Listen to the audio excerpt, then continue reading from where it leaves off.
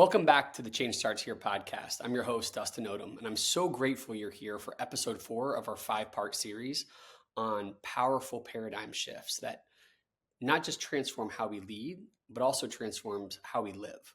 So far, we've explored powerful shifts from understanding the influence of paradigms through the see-do-get model to moving from a scarcity mindset into an abundance mindset, and from stepping out of reactivity and into proactivity. If you've missed any of those, I encourage you to go back and listen. Each one builds on the next. But today we're talking about something that hits close to home for nearly every leader I know. That's the battle between what's urgent and what's truly important. Stephen Covey said, the key is in not spending time, but investing it. I'll say it one more time. The key is in not spending time, but in investing it. And if you're like most K-12 leaders I know, you know how easy it is to spend your time reacting to urgent issues all day long, only to look back and realize the truly important things didn't get the attention they deserved. So let's talk about how we can shift from surviving the urgent to thriving in what matters most. To begin this conversation, we have to talk about Covey's time management matrix. It's a framework that can be a complete game changer when it comes to how we spend our time and energy. And it's not a story I tell often, but the Covey's time management matrix is something I had when my first and second years of teaching right next to my bedside of things I needed to prioritize to try to be the teacher of the year and to try to change my kids' lives. So it's something that I attribute a lot of my early success to teacher to, and I even attribute to a lot of my successes today. So this is something I want you to dive into. If you don't have it in front of you, we hopefully will have it in the notes. If we don't have it there, feel free to Google it and pull it up so you can see what I'm talking about. But essentially, Dr. Covey breaks down our tasks into 4 quadrants. Quadrant 1, urgent and important. These are the fires that need immediate attention. Crisis, pressing problems, last-minute deadlines. Every leader deals with these, and they do matter. Quadrant 2, not urgent, but important. This is the sweet spot. Strategic planning, relationship building, long-term projects, personal growth. It's a space where we get proactive, creative, and build toward lasting impact. Quadrant 3, urgent, but not important. These are interruptions, calls, emails, meetings that feel urgent, but don't contribute meaningfully to our goals. Quadrant 4, not urgent, not important. This is the time wasting zone. Scrolling, which I get in trouble for in my own head sometimes, distractions, busy work. We all fall into this sometimes. Now here's the kicker. Most leaders live in quadrants 1 and 3. We're running around, reacting to the urgent, trying to keep things afloat.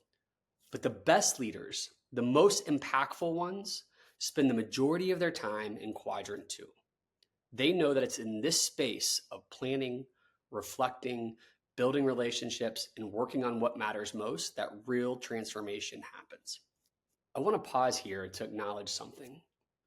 For those of you in school leadership roles, urgency is everywhere.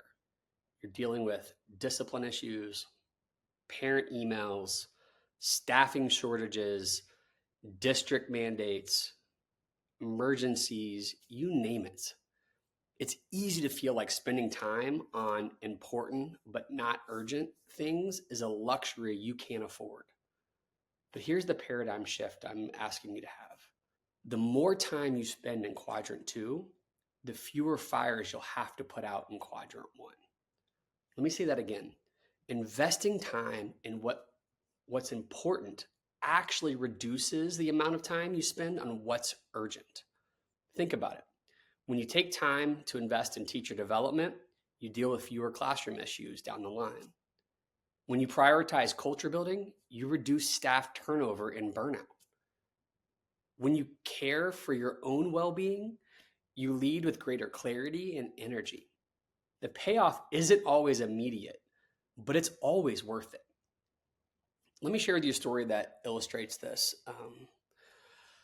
A principal I know, we'll call him Marcus today, used to pride himself on being the go-to guy for every problem.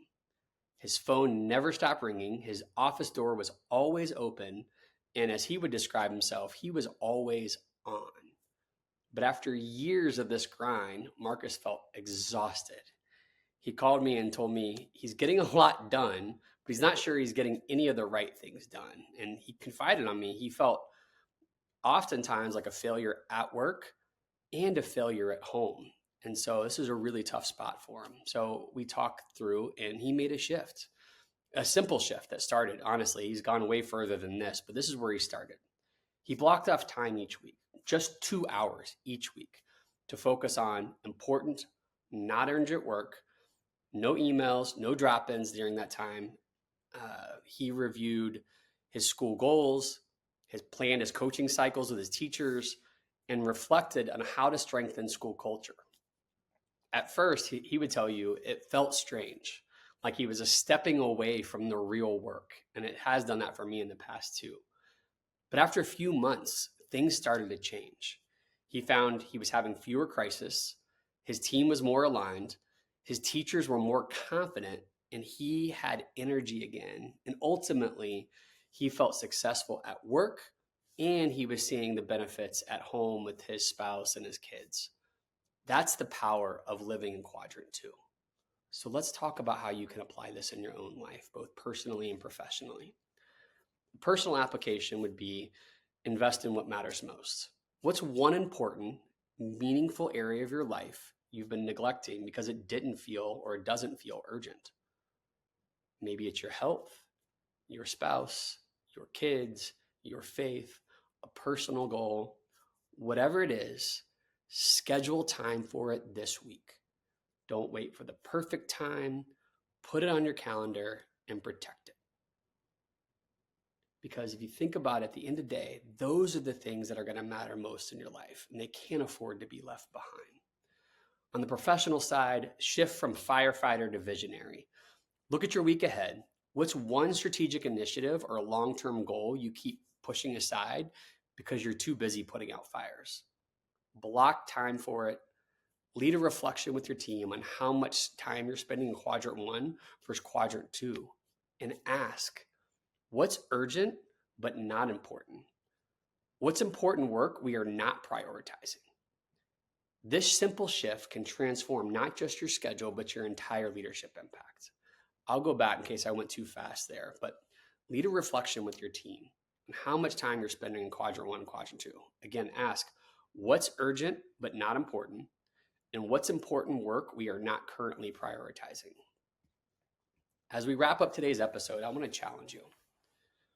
First, evaluate how you're spending your time. Everyone gets the same amount of time. How are you spending your time? Second, what tasks can you move into quadrant 2 where you're building rather than reacting? And third, this one's pretty easy. Schedule one of those things this week. Block time for it and protect it. The hard part about this is you're not going to see fireworks immediately. But over time, you're going to feel the shift. You'll start leading with purpose, not just urgency. You'll go from being busy to being effective. And that is honestly, that's where the best leadership lives. And I always say this is where joy in leadership lives. So let's fight for that. As always, thank you for joining me for the 4th episode in our Paradigm series. Remember, the key is, as Dr. Covey said earlier, it's not in spending time, but it's in investing it.